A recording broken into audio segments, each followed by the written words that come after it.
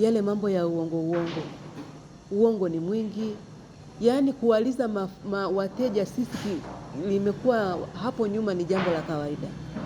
Kwa hiyo tunaendelea kuhamasishana Wanacherehani Festival na kupeana elimu namna ya kuipa thamani kazi hii ya ushonaji. Kwa hiyo tunawakaribisha wadau wote, sekta zote mbalimbali kuhudhuria haya maonyesho makubwa sana. Itakuwa ni maonyesho ya kitaifa na ninaamini ni maonyesho yatakuwa ya kwanza kufanyika hapa Tanzania.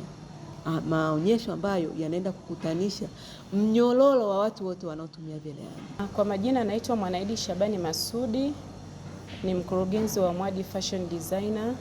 Ni kweli hizi lawama zimekuwa zinatumiza sana.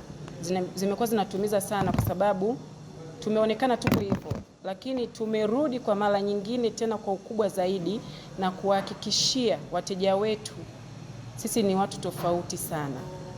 Tutaifanya kazi na tunaifanya kazi kwa uaminifu mkubwa, kwa sababu hii ni kazi kama kazi zingine.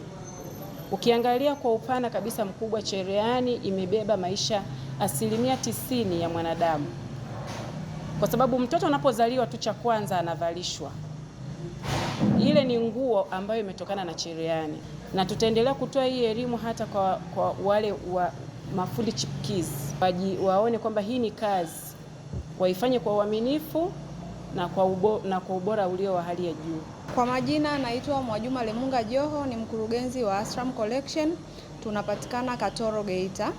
Kumekuwa na wimbi la kwamba mafundi ni waongo au ni wacheleweshaji wa kazi za watu. Naomba niwatoe hofu ya kwamba mafundi wa sasa hivi, kwanza tuna elimu juu ya ufundi, lakini pia sisi sio wachoyo. Kwa hiyo tunatoa ajira kwa watu wengine kwa ajili ya kusaidizana kufanya kazi na kuzitoa kazi kwa wakati mwafaka.